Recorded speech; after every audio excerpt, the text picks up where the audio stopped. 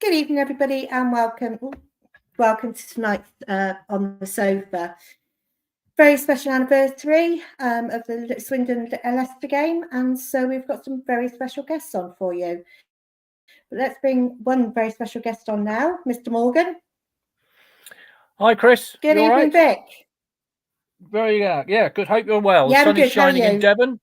Yeah, sun is shining in Devon, so all is well yes, at the moment. Yeah. So that's good. And now we're here, of course, to celebrate the 1993 playoff final, Swindon against Leicester. That incredible game. We've got a couple of players who are very highly involved in it. And Ray Bunce, who is a playoff expert for the STFC Museum, and Anna Tursley will be joining us as well, one of the fans who made the journey.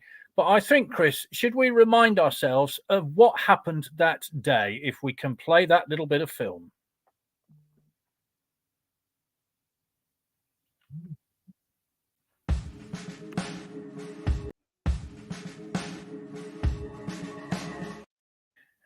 Trying.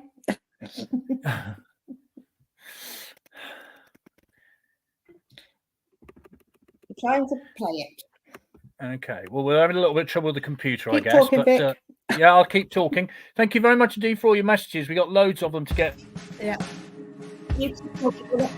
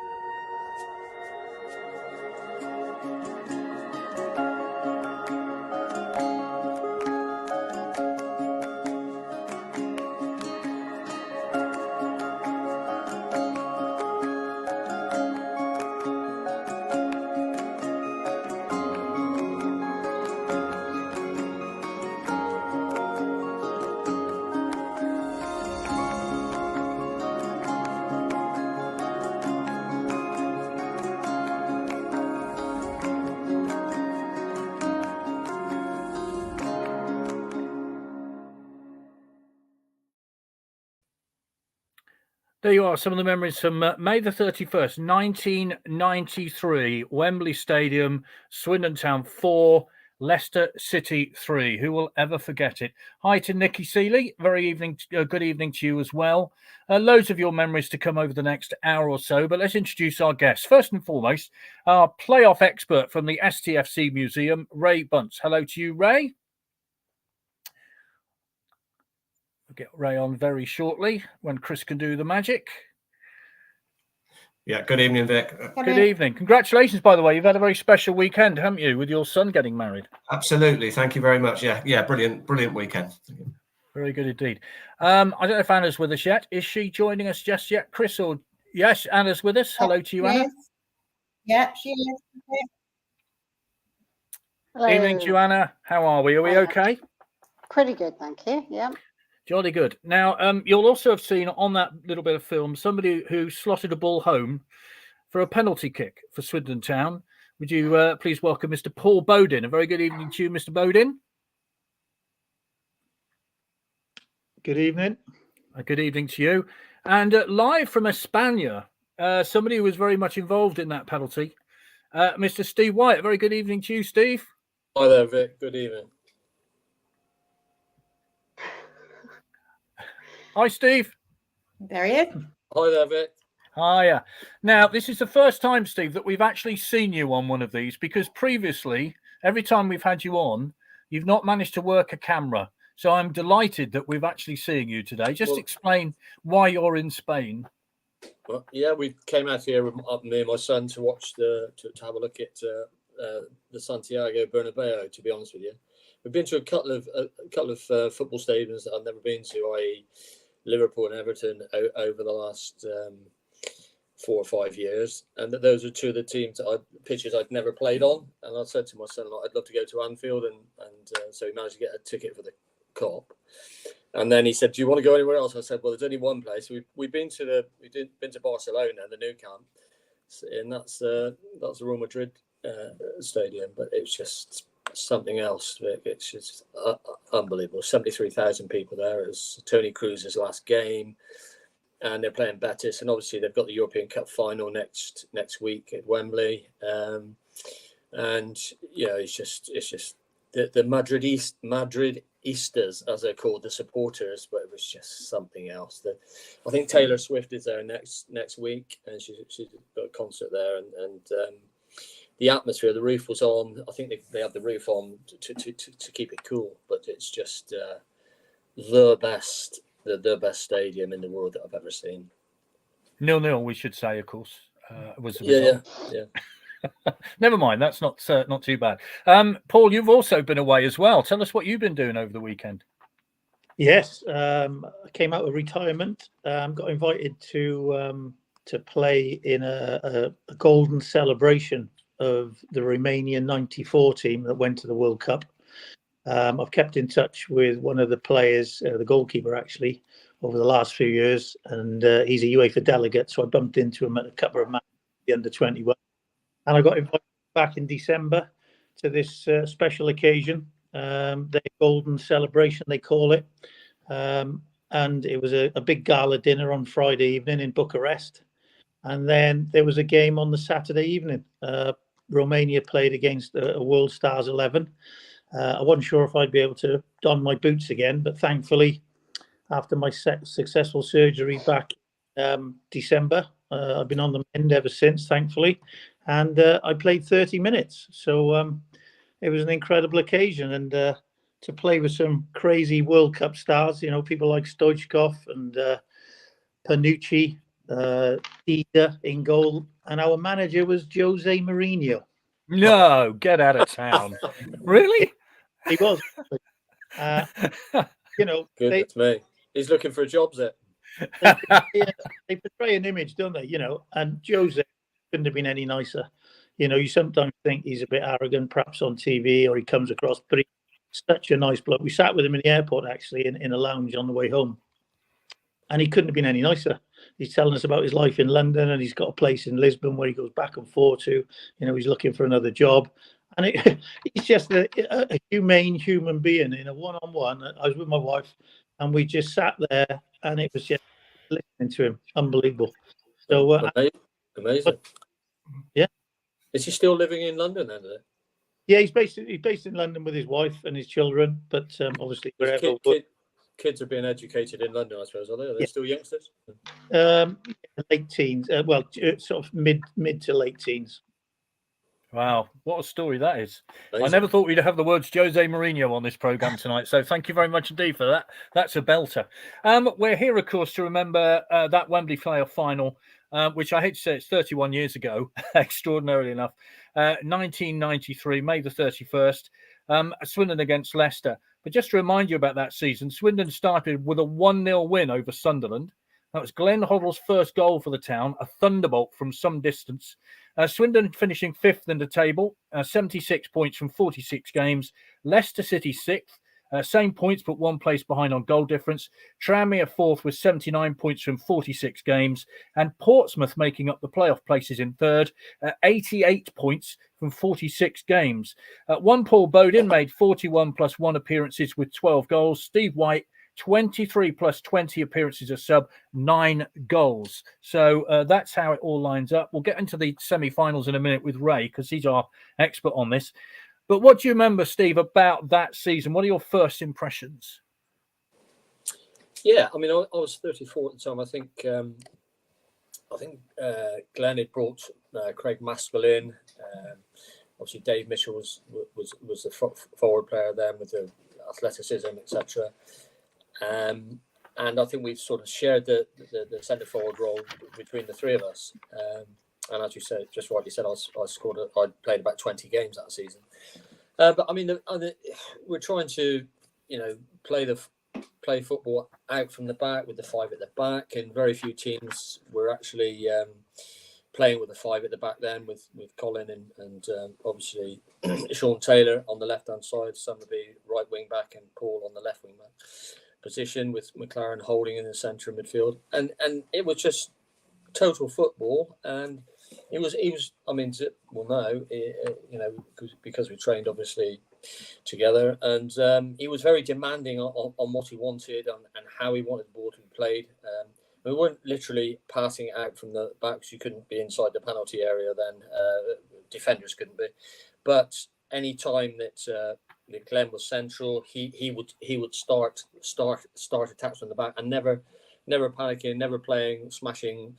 Although he had the range, obviously, we saw that in the final with the 4th goal. He had the range to be able to play the longer ball, but it was total football. And but yeah, he was very demanding on what he wanted and how he wanted people to position themselves, with Colin and Sean Taylor, spaced out so that he could pass the ball to them and play it out from the back. Can we get it to our wing backs quickly, who were both more or less on the halfway line lots of times? So you could say at times we're playing with 3 at the back, and like McLaren was Rodri's there, so just holding the midfield there. But it was total football. We had pace up front with Dave Mitchell, of course, and then the other midfield players were John Moncur and Martin Ling, with Mickey Hazard able to come off the bench. So technically, lots and lots of players that could handle the ball brilliantly, and a cutting edge up front. Maskell did exceptionally well, didn't he? Scored in the semi-final, both legs, and scored in the final, made Glenn's goal in the final. So, all in all, it was just a fantastic season. Okay, we weren't in the top 2, but we were challenging for those promotion places right through, and the final goal that we wanted was achieved. Well, so Paul, we'll get onto that final goal in a little while, in terms of the goal and indeed the win. But obviously, Glenn Hoddle brought a lot to English football from his time at Monaco, didn't he? He learned a lot. I think Arsene Wenger was there at Monaco. He'd learned a lot, hadn't he, when he was in France? Absolutely. I think we had the transition period, didn't we, under Aussie? So we were quite a direct team under Lou, which was really successful. He was a great recruiter of players, Lou. And it was the majority of the players that were there, to be fair, with as Steve mentioned. But yeah, we went from a diamond with Aussie, 4 in midfield, 1 at the point, deep, and then 1 sort of high behind the front 2 with Alan McLaughlin. So we changed it slightly, 3 at the back. Glenn really liked that shape, because he could play in between the 2 centre halves, get on the ball, and with his passing range, if you made a run as a wing back, he could just, put it on a sixpence, really. So his 2-footed range of passing was phenomenal. Playing out the back was something perhaps new for a lot of teams at that time. And we surprised a lot of teams by the way we played. It was a pleasure to play in. Every day in training, it was a joy to come in, and everything was on the ground. We practiced short, medium, and long passing on a daily basis. Lots of possession-based football. So every day going into training, it was a real joy. And I think he kind of got the best out of all of us, I suppose. And to achieve what we did was phenomenal. We obviously did really well in 1990. And on the basis of that and being demoted, I think there was a real desire amongst the group. And as I said, there was the majority of that squad carried on into 93. And we had a great team spirit. Everybody got on. It was obviously much smaller squads in them days, probably 17, 18, maybe 20 with a couple of the younger players. But yeah, it was a joy to play in. And I remember Glenn's goal you mentioned there at the start against Sunderland. I mean, he's dropped the shoulder in midfield, probably 30 yards out. And I remember Gary Howes, I speak to Gary now and again, and we play golf occasionally. And he said, you know, you thought you could get up against Glenn and get tight to him, but you never knew which way he was going to go. For such a big, you know, midfield player or sweeper, when he stepped into midfield, he was an incredible talent. I mean, his passing was just ridiculous. And we saw that. We were lucky enough to see it on a daily basis. Sure. Anna, you were there as a fan, of course, throughout that season. What are your memories of it? Of the season or the day itself? Well, let's do the season first of all. We'll get to the game in a minute. Such a contrast with now, isn't it, and what's going on now. But thinking back and kind of to the thrall of that season, it was just such a spectacular season, really. And I feel privileged thinking back now to have seen that group together, and the fact that a lot of those players were players who'd been around for a few years at the club. I think enabled us to gel so well under the new guidance of Glenn Hoddle, that it was a joy to watch a lot of the time, that football. We played some really good football. That midfield group as well were real creative players, and I don't think there's a midfield to rival that in the Swindon Town history, although Ray may countermand that. But just a great season. I just remember it being sunny all the time. I know it was sunny at Wembley that day, but I'm sure it wasn't sunny all the time. It just felt like the sun was shining. So, brilliant season, really. Well, it was shining on the pitch. I think that's fair to say. Comments coming in. This is from Andy. Remember, all 3 goals in the home leg were from errors by Steve Vickers, and you have to say poor Steve Vickers is at fault again. The commentary went, if I remember correctly. Now, Ray, let's talk about semi-finals. Swindon against Tranmere Rovers and Portsmouth against Leicester City. Now, in the league, Swindon have beaten Tranmere 2-0 at home, with Dave Mitchell getting both the goals, losing 3-1 away. Dave Mitchell again with the town goal. Lost at Leicester 4-2, Mickey Hazard and Steve Walsh own goal, and drew 1-1 at home with Sean Taylor scoring. So that's how it went in the league. So what about those semi-finals? Yeah. One thing I do remember about the Leicester Portsmouth one, I think Portsmouth were so far ahead of them, weren't they? That it was a bit of a surprise actually that they did put Portsmouth out. So I probably in some ways, if I'd have to choose at that point, I would have liked Leicester maybe, because they were a bit behind Portsmouth. Having said that, I think we beat Portsmouth at home not long before, didn't we? I think 1-0 winner for Portsmouth. But so for me, they were the better of the 2 opponents, and then for us, obviously. It was all about the start at home, wasn't it? We got off to a real flyer. We got 2 goals. I think it was, as somebody's just written in there, Vickers put one in his own net to start with, but then Mitchell scored almost immediately. So we were 2 up. And I think we were 3 up by half time, actually. Yeah, Vickers' own goal on 2, Mitchell on 3 minutes, Maskell on 27 minutes. Yeah. And then we were pretty much in control. And then, and playing some good football as well. And just that goal, they did get a goal obviously later on, and that just put us, put a little bit more jeopardy into the second leg, I think. But it was a great first leg, obviously sell out at the counting ground, so everything was buzzing. And so the first leg we went there with an advantage. Good job we did, because it was a nervy old night, but a brilliant night at Prenton Park as well. And they gave us a real game up there, and their crowd were really behind them as well, I remember throughout. And it wasn't until later on with that Maskell goal that we could settle a little bit. And I remember Rob describing the amount of times he turned to beat players before he put it in the net. That was exactly how I felt on the evening. Yeah. But when it went in, what a tremendous feeling. The celebrations were brilliant afterwards. And I have to say, fair plays to Tranmere fans as well. They were brilliant, considering they just lost as well. But, I remember that Maskell goal. He seemed to go around about 6 players, and then we're sort of desperately saying, "For goodness' sake, just put the ball in the net," and he did eventually. Yeah. So that was a great moment. But it sealed it.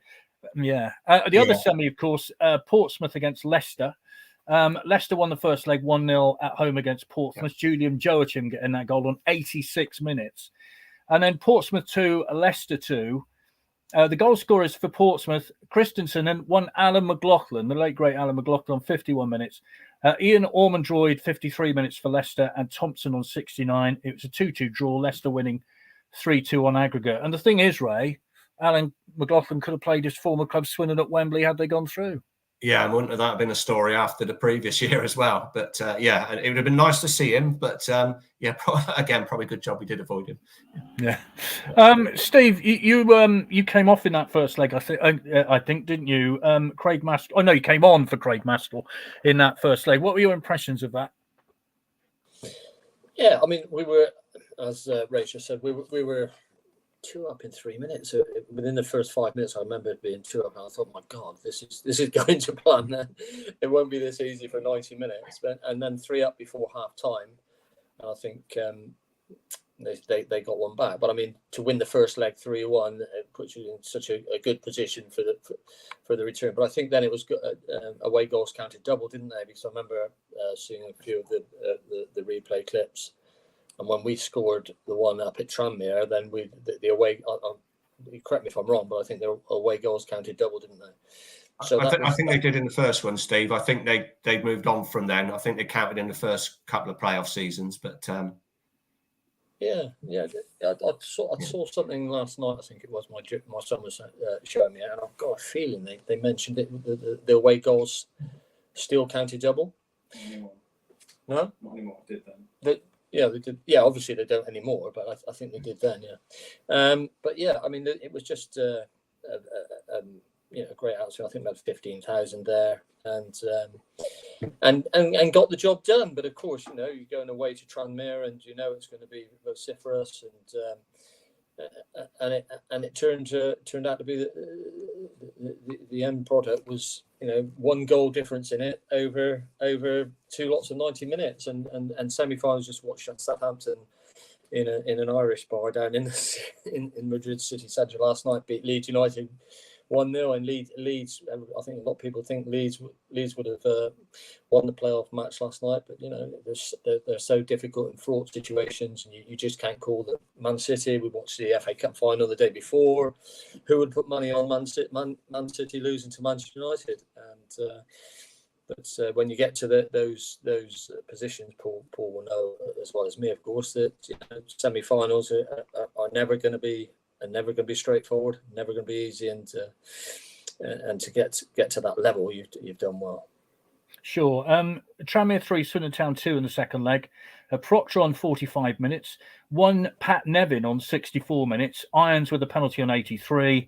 Moncur on 28 for Swindon. Maskell on 81 for Swindon. What are your memories, Paul, of that second leg? Because, as we said, the first leg went very well for the Town, but you're 90 minutes from Wembley, you've been there before, sort of thing. What were your feelings? Well, yeah, it was obviously both tense affairs. I mean, the first one we got a good advantage, so going up to Tranmere, we were pretty confident. But anything can happen, can't it, at that level with the quality of players? And Tranmere, I think Aldridge is up front as well. Muir, Brennan in midfield. They had some quality players. They were a real tough outfit, and it was great when we got the crucial goal, really, and that settled us down. But it was a fight to the end, and obviously when you're up in Liverpool, the passion that they have up there, they really get behind their team, and it was a difficult place to go at any time, and we were just pleased to get through, as I said, because they were such a good team with lots of goals in their lineup. Sure.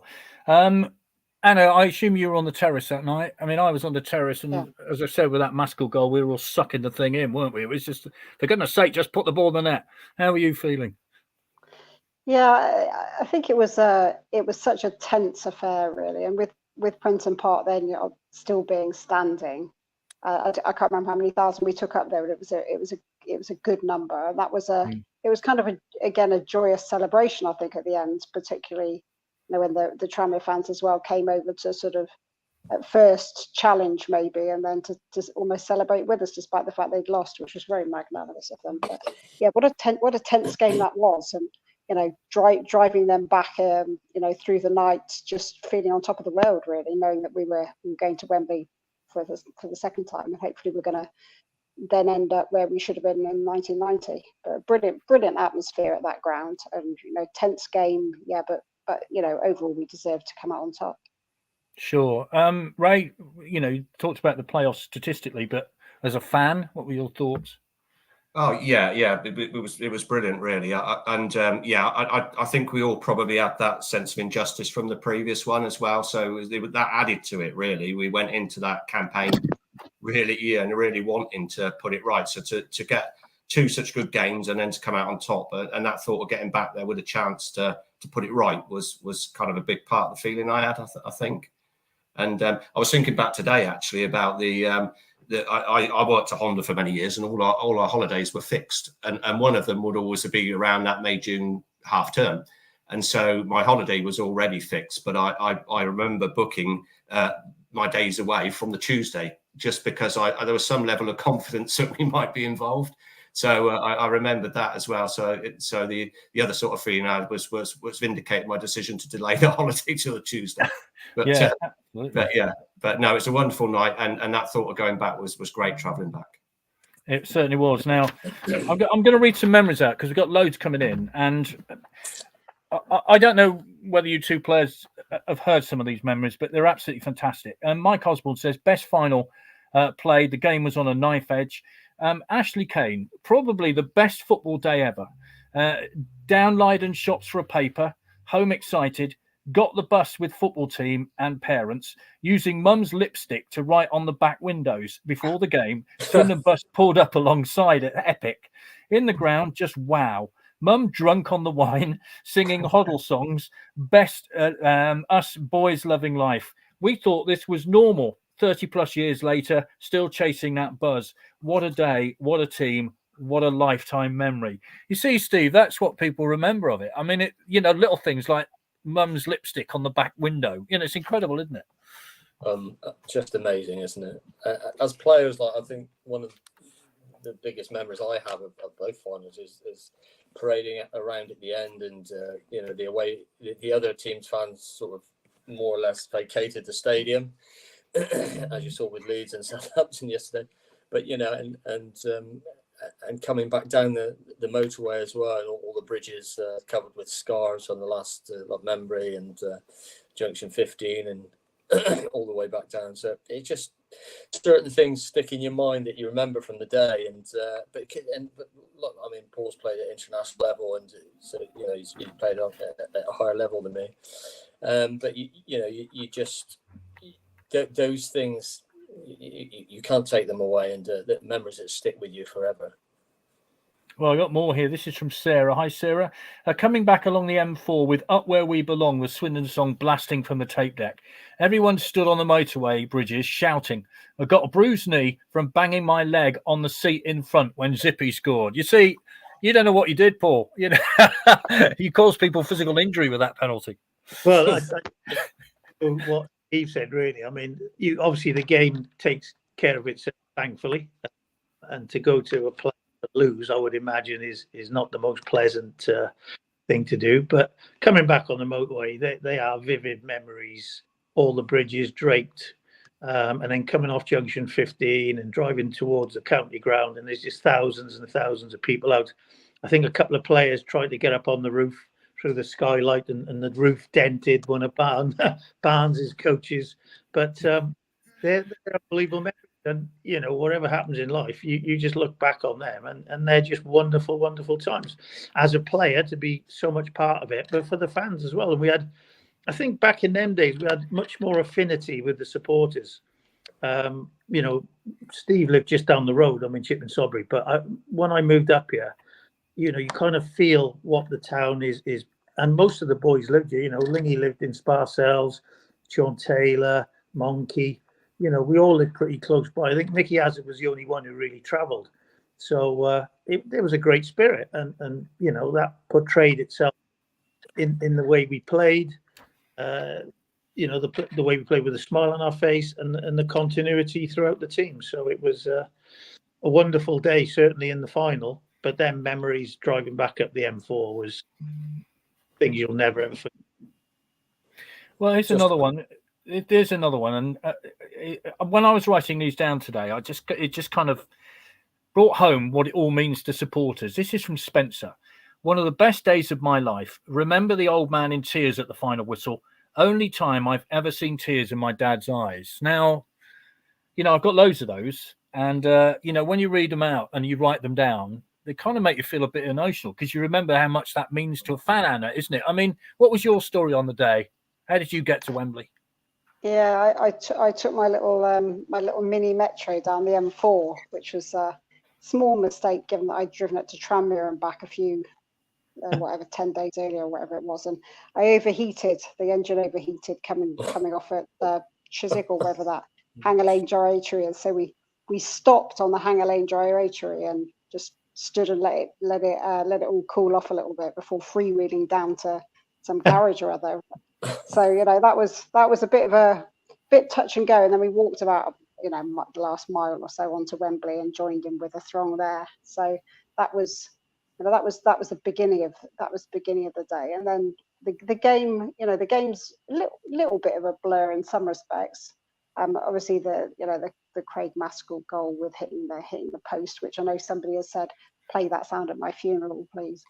And I think when the equaliser went in, so when Leicester made it 3-3, I just have this really vivid memory. There was a much older chap in front, sort of flat cap and a walking stick, and he just, when that goal went in, he just leant over his walking stick like that was the end.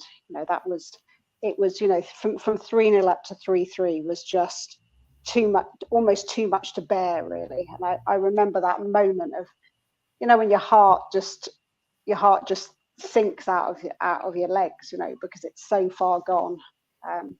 But I know Paul there mentioned the celebrations afterwards on the pitch, and that is such a great memory, just knowing that we'd done it for the second time, and this time it wouldn't be taken away from us, and that we were going to actually play in the Premier League at that point. I think that was just an amazing feeling for a group that had been together for a while, but the whole story really started, didn't it, back in 85-86 with Lou Macari coming in, and that was the rise. So this was the culmination of 8-9 seasons, really, and it felt like justice had finally been served. Well, Gordon Moore has sent a message in, and it says simply the thud, and that's to what you're referring to, is it? That noise when Maskell's shot hits the post and goes in. Everybody remembers that. There's another one. Let's have a look. This is from Paul. When Zippy's penalty went in, the elderly man next to me was climbing over people in celebration like you do. I asked him how old he was. He said 85. I've waited all my life for this. Bless him. Never knew his name, but I never forgot his face. You see, to me, there you go. How can you replace that memory? Incredible. What about you, Ray? Where were you standing? Where were you sitting? What were you doing? Yeah, it was a different day for me. I actually went up by train. I can't for the life of me remember why. I was with a group of friends. And that was, I'd only ever done, I'm nearly at 49 years of watching now, and only ever done 2 train journeys. The first one was a 5-0 hammering in the FA Cup at Newcastle, so that wasn't a good omen. No. But the thing with going on the train was the bit of they're talking about, Paul Steve were talking about the motorway side of it. I was kind of really missing out on that. And when we got back to Swindon on the train, the group I was with were moving off out of town for the evening, and I couldn't drink too much because I was driving up to Cumbria the next day. But I just went off on my own, and I walked from the train station to the county ground. I caught the team coach coming back, which was brilliant. And then I just kept walking. I just walked out to Queen's driveway because I just wanted to see everybody coming back. And it was fantastic. The colour, like the everybody was so happy. And I actually ended up in the Sun Inn at Coat Water. I thought I'll go and at least go and have a couple of pints. And it was just like the match was still on. It was absolutely fantastic. It was like singing all night in there as well. And yeah, I was thinking about it again this morning. What a fantastic evening it was. It didn't matter you were on your own because everybody was exactly in the same mindset. Everybody was in celebration mode. And it makes you, it's 31 years ago. It makes you yearn for it again, really. It's such a great thing for the community. But I'll never forget that. That was a brilliant walk out to Coat Water. And it was brilliant being in the pub that evening. And those are great, apart from the game, those are fantastic memories for me. Absolutely. Steve, what about the build-up to the game? Because you were on the bench to begin with. Obviously, you'd wanted to play in the game. What were your thoughts in that build-up? Yeah, I played in the away leg at Tranmere and came off, turned my ankle. So Kevin Morris had 10 days to get me fit, and it was like I was there round the clock. Almost slept in the treatment room, and he had this ice boot and eventually got me fit for the game. But it's just when we went 3 up. You know, I was looking at it early last night, and I think we scored. I think there were 6 goals scored in 17 or 18 minutes, something stupid like that. Because the first goal, Hoddle's first goal, was a 42nd minute, so we went in 1-0 at half time, and then Sean got the second one, didn't he? Who got the second? 47. Goal? Yeah, 47. Sean 47. No, Craig Maskell on 47. Sorry, then Sean Taylor on 54. Yeah, which Gray's goal was a great strike, and then Sean was so brave sticking his head in there with the keeper. So 3-0 up, and I'm sat on the bench with me and Mickey Hazard. There's only 2 subs then, and you're thinking, well, this is done and dusted, you know. And also, I presume Glenn had chats with John Gorman before about the possibility of timing of substitutes, etc. Because obviously Glenn was playing and John was on the sidelines. And then, you know, just to get back to 3-3, as Monkey says about light me one up, olders, and all that great story. So I think we fouled him earlier in the season and caused him to be out of action for talking to Monkey at the recent reunion, out of action for 6 weeks. So there's a bit of history between. We got a little bit of a freeze on there, but he's back again. Yeah, you're back again. Sorry, Steve. Carry on. Yeah. I think if it had gone to extra time, I think psychologically they'd have had the advantage. I really do, because obviously they pegged us back.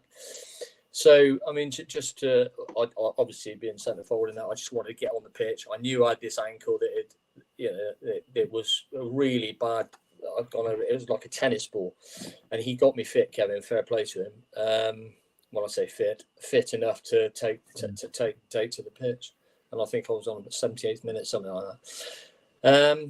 And you know, the way it panned out, fantastic forward pass from Glenn, and I made the channel run, and I've done hundreds of times, and he just touched me. And you know, we've had this story so many times, haven't we? And so many fans asked me that, and you know, if I could have stayed up and gone round him, I would have, because I wasn't the sort of player that dived. I wasn't quite cunning enough for that. Although I was, you know, you know how to play centre forward, having played there for so many years. But yeah, I mean, Zippy stuck it away. I don't think anybody who had the nerves in front of what was the crowd, 74,000, whatever it was. You know, so much riding on that final shot, as it were, and you know, fair play to him to have the balls to, excuse my language, to step up and take that penalty and score it was something that will live with him for the rest of his life. Sure. Well, let me take you through the 3 Leicester goals, because there was Julian Joachim on 59, Steve Walsh on 69, Steve Thompson on 70. So they got 3 goals in 11 minutes. And I have to tell you, I was a pitchside reporter behind that goal when those goals were going in. And I can tell you, I felt sick as each one went in, Paul. I mean, as players, we've had the story about light one up, you know, from Mickey Hazard, you know, it's all sort of done and dusted. And then it's mayhem, isn't it? The blue end of Wembley's going bonkers. How are you coping? Well, it's very rare, really, that you win in margin and then all of a sudden the opposition are level with you. So to be a showcase game, it was a real surprise. But I didn't feel we didn't actually play that bad, but they just took their chances. They were quite clinical, quite physical. They got the ball in around the box, was a real powerhouse, just at pace. And the midfielder, Thompson, did really well after a bit of intricate praise. So I still felt we were in the game, obviously, but they were in the ascendancy. And I think it took that bit of magic again to get us back in the lead. So, you know, astute substitution, bring on somebody who could get in behind. You know, Steve's record over the years, of goals, were also upsetting the opposition. And, you know, a great run, well timed, stays on side, great ball forward. It's an indecision for the goalkeeper. Does he come today? Perhaps he was a bit more positive. He might have come and headed it. He delayed a little bit. Steve nudges the ball past him, and the momentum's with him to carry on his run. The goalkeeper Poole, you know, he does catch. There was never any debate in our eyes, although some supporters and pundits perhaps thought it was a bit of a dive. But as Chalky said, I mean, that wasn't one of his traits for sure. I mean, a physical striker who did more than, great things up front, holding the ball up and winning many 50-50s with big centre halves. So it was the perfect thing, wasn't it? It was the perfect foil. Change the sub, bring someone on who can make an impact, and that's exactly what happened. Talking about, I mean, it's stay brave and that, but I was the penalty taker, and I just felt it was kind of my duty to go up and score. I think I scored 5 or 6 that season, as well as 5 or 6 in open play. So we went into the playoffs in quite a confident mode. I'd scored, I think, 3 1-0 victories. I think Wolves, Portsmouth, and somebody else where I scored in the 1-0 games. Anyway, so going into the final, I was quite confident if I was going to get a penalty, and you hope the goalkeeper goes the wrong way, whether you try and give him the eyes or your body shape. But when it does hit the back of the net, I mean, there is huge relief. But so many of the supporters told me after they couldn't look. So, so if I'd have looked up to the crowd and seen them all facing the opposite way, but a few players couldn't look either. Did you the 12 goals you got that season, were they all penalties? No. About 6 penalties and 6 open play. Really? Yeah. Something I didn't know. Yeah. Interesting. And I think Big Sean Taylor scored 13 or 14 or 13, I think it might be. Did you really? Plays, yeah. Headers. Amazing. Yeah, incredible. Yeah, I've spoken to Sean Taylor about it. I did a piece with him for the Exeter Senior Reds recently, and he, I mean, he had 3 ambitions in his life. One was to play at Wembley, one was to score at Wembley, and one was to play in the Premier League, and he did all, which is incredible. And I mean, what an amazing career he's had. He couldn't be with us tonight, which is a real shame, but what a player. This is from Terry. Sat at the back of the stand at Wembley, jumping up when the town scored their 4th and cracking my head on the roof support. What was one of the best and most exciting games ever seen at Wembley. You see, Paul, you've caused so many injuries in this thing. It's unbelievable, really. This is from Nick. What a memorable day, a fantastic game, but what different fates have followed since for both teams. Of course, Leicester City back in the Premier League next season. We all know about Swindon, don't we? Dorothy says, hi, Dorothy. The match was great, but the celebrations afterwards coming back into Swindon were amazing. On the bridges over the M4, all the way into the county ground, people of all ages waving flags and homemade posters, jumping up and down, cars parked anywhere near the county ground so that they could walk in with the coach. Wow. It was infectious. People on their doorsteps with tears in their eyes. Such an experience. Come on, you Reds. You see, Ray, I mean, that's what football does to a fan, isn't it? Makes us all go bonkers, doesn't it? Yeah. It does. It gets under your skin, doesn't it? And but it is such a uniting force when you get, a successful team like we had then. It just brings everybody together, and you think that, from the crowds we were getting, that we those early Wembley games, we were taking 35,000 up to Wembley. It's amazing. It was really amazing, and it really brings the community together. And I don't know what it is. It keeps us going through, the lean times like today, like recent years. But I think it is that hope of getting back to something like that. Maybe not the Premier League, but just a day like that would be brilliant. Anna, we've heard about your car troubles on the way. What about on the way home? Well, like Ray, I kind of missed out on the over the motorway bridge celebrations because we were still a bit concerned about the car on the way back. So we made it back to Swindon probably, a couple of hours after everybody else. So there was still some, remnants left on the bridges, so we could see what it had been like. And I think then we best headed out to join the celebrations in the local hostelries. But it was such a community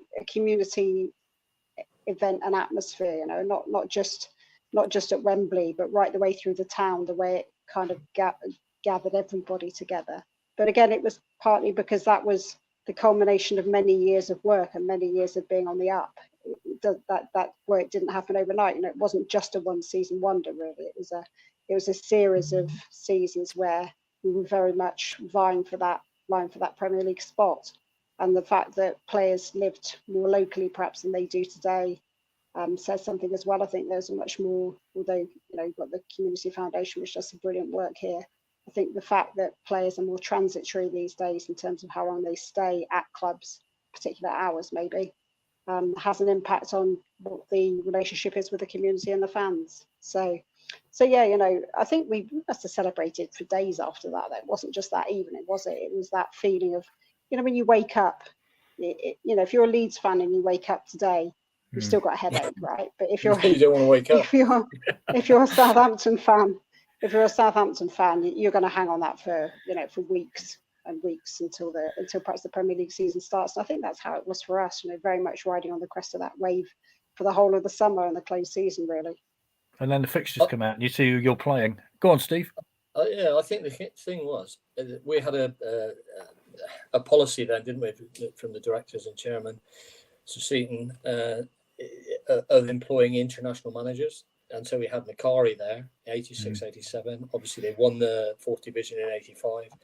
And then 86, 87 season, we went up to the playoffs, beat Gillingham at Palace. And I think we had one season where we finished mid-table. I think in 88, 89, we were in the semi-finals again against Palace, didn't we? We lost. Yeah.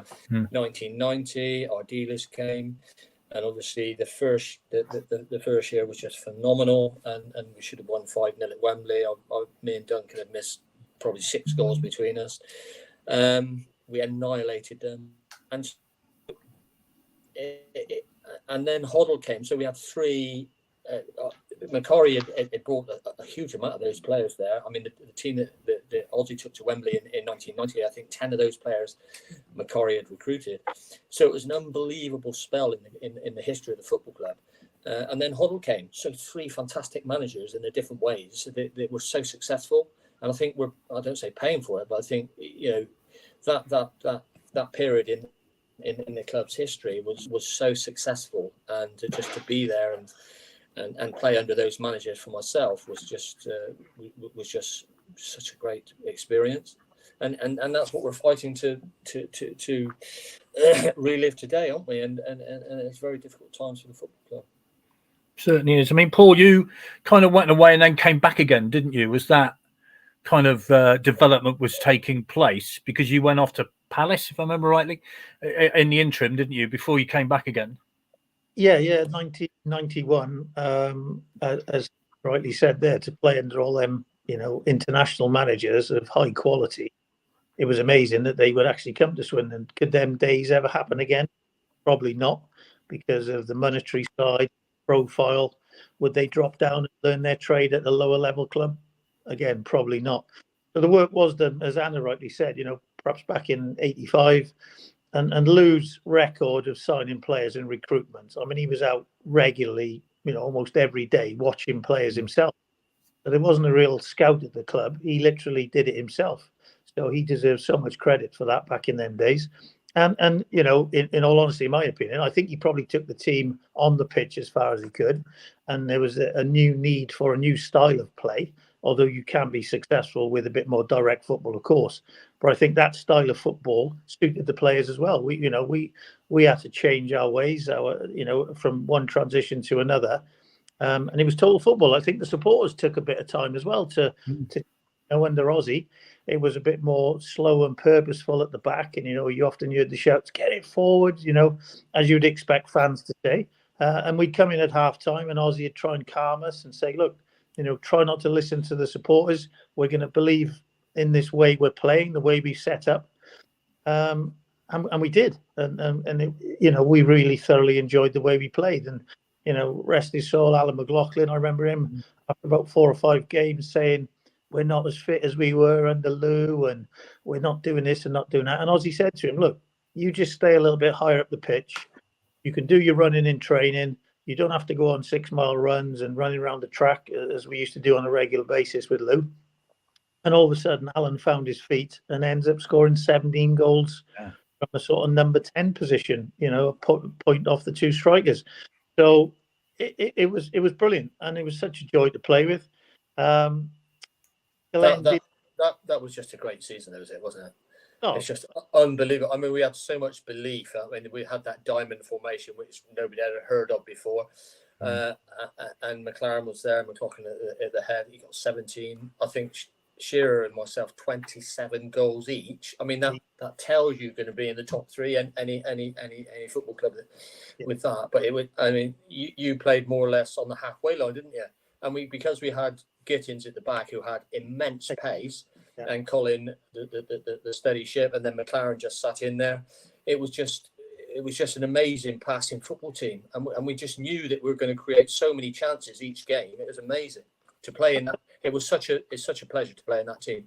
And the great question we always ask is, would that team, if we hadn't been relegated 2 leagues, that was the biggest injustice of all time, would that team have done better in the old First Division then? I don't know what your views are, is it? But I think we would have held our own. I don't know.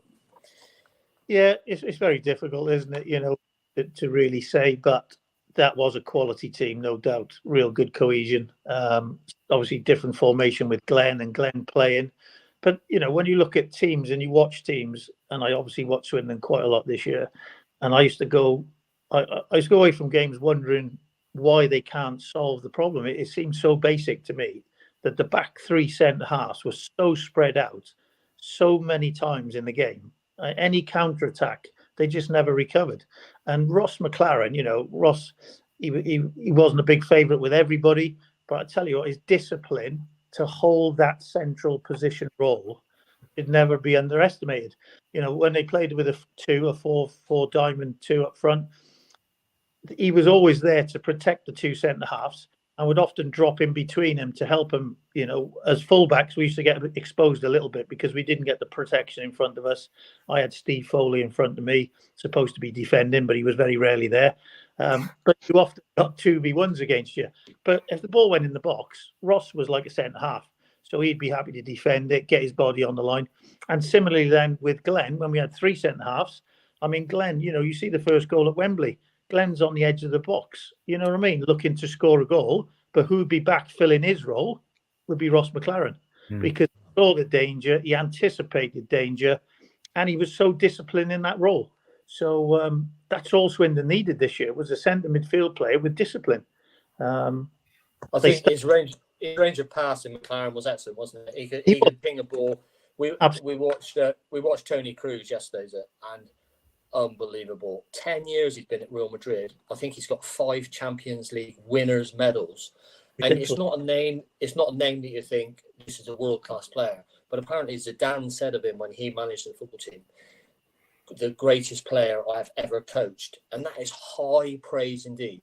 We watched the game yesterday and you could not believe he never gave the ball away once in 90 minutes. And his range of passing to the wide players, Vinicius Jr., and to the other side was unbelievable. And the applause they gave him after. So it's such an important role to begin attacks there.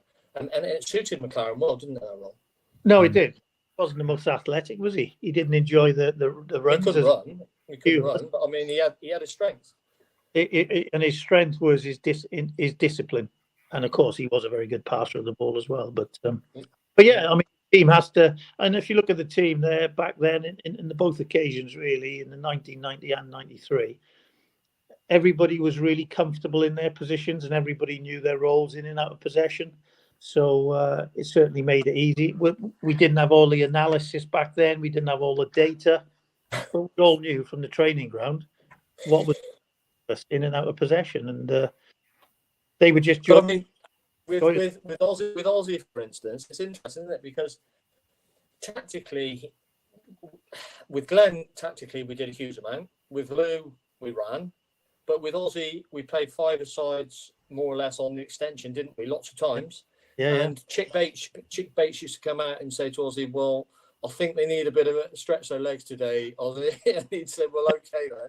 But I mean, he never panicked, did he? He had so much belief in us as players to be able to do the job that he knew basically it was Saturday, Tuesday, rest and recover between games, World Cup winner. And he trusted us so much, didn't he? Incredible. I remember the day he came to Swindon and you're thinking, hang on a minute, Ozzy Ardiles is manager of Swindon. I watched him on the 78 World Cup in Argentina. What's that about? It's incredible. More memories coming in. This is from Colin. Great day, only spoiled by Ken Bates outside Wembley saying, Glenn Hoddle was on his way to Chelsea. I think we all know that. Rita, hi Rita. I will always remember that day. Even though I had to work, I watched it with one of the residents at the home I worked in. Adrian had been an avid Town fan who went everywhere with his mum until he was taken ill and no longer able to go to matches. We cheered so loudly that even the manager said she knew when Swindon had scored. Fantastic. Darren says, has to be the best day for me being a Town fan. Everything you could ask for in a football match. Every emotion you could go through. But we won. Just a shame our wonderful club is in such dire straits at the moment. Swindon till I die. Hi, Jill. The best of days and memories. Mike says, but the best final play. The game was on a life edge. Jenny Archer, great day. Charlie Vane, awesome. That kind of sums it up, really, that day. Ray, I mean, where would you place it? You kind of, it's been a long time, hasn't it? 31 years since we were successful at Wembley. Yeah. That's a generation of people who haven't known Swindon win under the Twin Towers or Arch. I mean, it's incredible, really, isn't it? Yeah, it is, and my two boys don't believe playoff wins exist either. My eldest is 29 this year, and he's never seen us win a playoff. Which we were like stars in the playoff in the early days. That was our fourth playoffs, and they only started in 86, 87, but we haven't won since. No, so I rate it right up there. I was asked to do some sort of notes of my Swindon journey in the programme earlier in the year, and there's 2 4-3s. For me, it was the Arsenal when we beat them 4-3 in the League Cup, and this 4-3 are my 2 top memories. This one's right up there with my best Swindon memory. Amazing. Loads and loads of more memories. This is from Dave the Chair. Now, it's rather long, so bear with me. Hi, Vic. My memories of Wembley 1993. It all started around 6 a.m. We had a carload of us that drove to Wembley from Newbury. I couldn't get space in the wheelchair enclosure, so I brought a ticket with my friends up near the Royal Box. We also borrowed my VAT chair from where I work, West Berks Council. Oh my God, Vic, it was a laugh a minute. Trying to get to our seats, me and the evac chair and the lads trying to carry me. The stairs seemed never ending. Finally, we got seated. My mate David told me, if you need the toilet, you're walking, because I can't do that again. The game, we were sat so high up, it felt really weird. As normally, I'm seated at ground level. The players looked like ants. To be honest, I can't remember much of the match because I was that nervous. The goals, of course, and that magic noise of Maskell's goal, I can still hear Kevin Poole's left-hand post now. Those awful 12 minutes when Leicester came back from the dead. The pen, I was on my knees, I couldn't watch. It was so painful to look, but I knew Mr. Bowden would do it for us. The final whistle was the best feeling ever. Plus, this time, nobody could take it away from us. I can't remember being carried down the Wembley stairs. I don't care. What a day, what a game. Sadly, we will never see that again. Come on, you Reds. P.S. Glenn's team versus Oz's team. Which team was better, Steve? Not for me to say. I was just happy to sort of live through those times and that we've just been talking about. But, I sitting on the fence, really. But, I mean, both very good teams. I don't know. I mean, how many goals did the 1990 team score in that season? Do you know? I can't off the top of my head remember, but a lot. No, I'm just interested. I'm just trying to judge now how many goals did the 93 team score and concede? So and concede, yeah, that's a key. Statistical analysis. I don't know. The 90 team is a good team. There's no question about that. But yeah, who knows? What do you think, sir? It's difficult to judge, isn't it? It's hypothetical, really. But when you think when we went up in 93, we lost Glenn, the manager, fantastic player. We lost Colin Calderwood, tremendous, fantastic player for the club. And we lost Dave Mitchell. Yeah. So 3 key players from that team. That's a good point you made. Yeah, it's very difficult, but both were a pleasure to play in, for sure. And they bring back, and obviously having this evening tonight just brings back all the tremendous memories again. I was going to say most of you would have to swap shirts at half time or something, because most of you were in both teams, so it would have been quite an interesting game, wouldn't it? I just always remember that 1990 season, Steve. When you played Newcastle away, you and Duncan had scored 50 odd goals between you. Mick Quinn and the other striker had scored 50 goals between them, and it was 0-0, which is the most ironic scoreline of all time, I think. You put money on it, no? Day or Christmas, Boxing Day, wasn't it? No, this was later on in the season. It was incredible, really, because it was an amazing atmosphere. Oh, he's gone.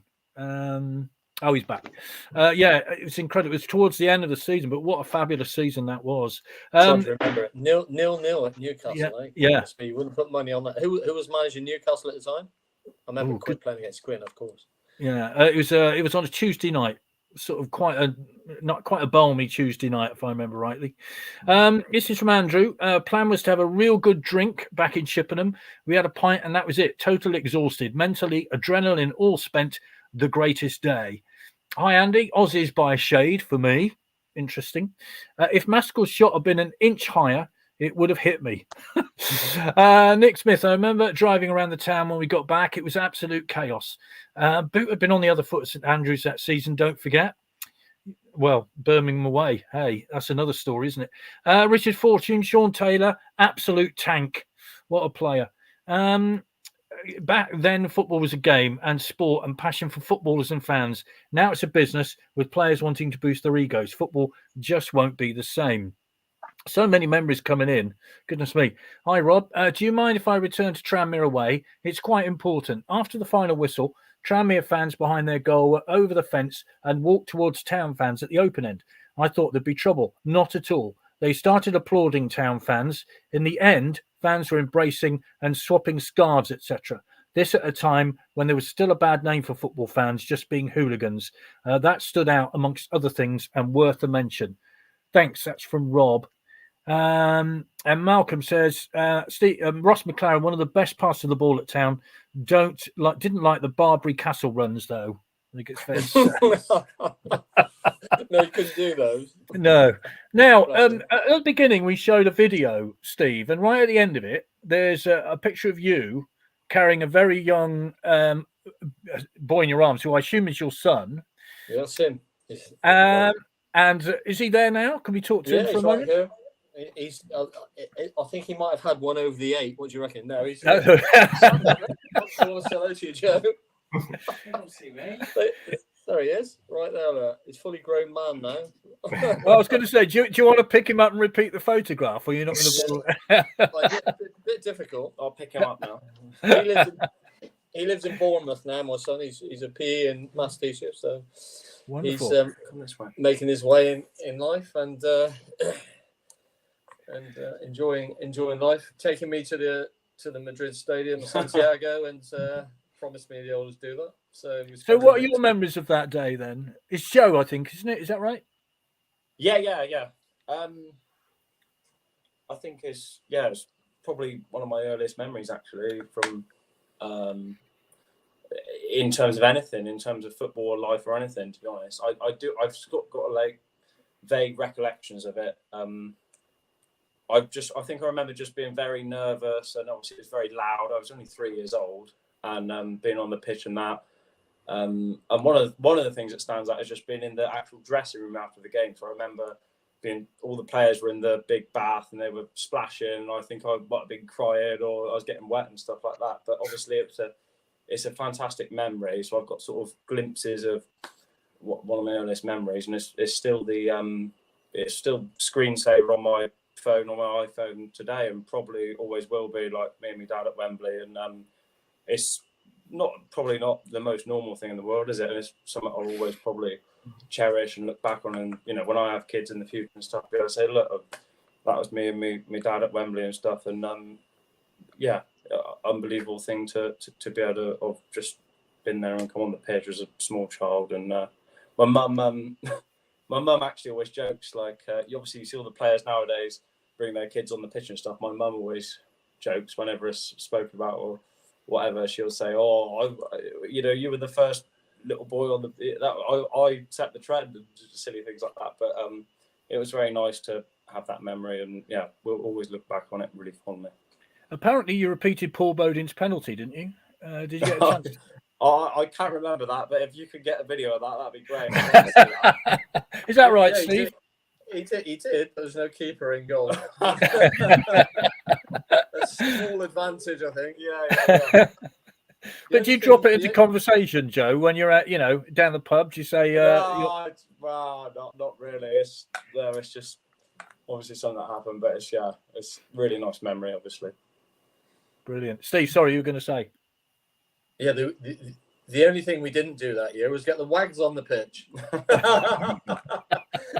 Wives and girlfriends. Yeah, new thing. Well, gentlemen and Anna, obviously, thank you all very much indeed for your fantastic memories. It's been great. We could go on for a very long time, but I'm aware, Steve, you're on the holiday, and fabulous hat, by the way. I'd just like to say that is a terrific hat. And nice to see you on camera as well. It's the first time we managed to do that. Mr. Bowden, we will forever remember that penalty kick. There is no question about it. And we are so pleased that you are back to health. So that's the most important thing. So best wishes as always. Ray, thank you very much indeed for taking part. You're welcome, Vic. Can I just add, just to correct myself earlier? Sorry, Steve, you were absolutely right on the away goals. I was thinking the original finals when they were two-legged didn't have away goals. You were absolutely right. Sorry. Yeah, I only remembered that, Ray, because we were looking at it. Joe got it up on the screen. I got it up last night, so you better look at one or two of these games now. You try and remember them. They wonder what you're asking about otherwise. Yeah. Anna, thank you very much. Joe, thank you very much indeed. And thank you. I'm waiting for the repeat photograph of you being carried by your dad. That'll be quite funny. Chris, what a fabulous night. What a fabulous memories. Yeah, absolutely fantastic. It was wonderful. And as Vic said, thank you very much to everybody for that. It's I'm sure I'm going to be sat here tonight thinking of everything now as well. So thank you. Okay, Vic and I will be back. Hang on a minute. We don't know if it's going to be next week. Just a minute, Chris. One thing, very early on, I was asked whether there'd be a repeat. Dean, I think it was, who messaged in to say, would there be a repeat of the Premier League reunion night? Anybody can say anything about anything? Yeah, to be fair, I've been approached by Chris, and I'll be texting all the boys who came to the event back in April. Chris Tanner's looking at perhaps doing something at Marlborough College in an auditorium, 600 seats. So I'm going to be in touch with the boys, all the lads who are there that evening, and see who's available. I think it's possibly October. We haven't got a date confirmed yet, but I'm in discussions with Chris Tanner and Phil King, who also helps organise it. So yeah, we're hoping we'll get something. Hopefully, you know, the majority of the players will be available for I think it's a Thursday night, potentially in October. Fabulous. Well, we look forward to that. Yeah. Chris. Yes. No, excellent. That'd be fantastic. Okay, so yes, we hope to be back next week. We're just sorting some bits and pieces out, but watch on socials and we will let you know what we're doing. Okay, thanks again, guys, for everything tonight. Wonderful memories, and we will see you all soon. Thank you. Bye-bye. Adios, amigos.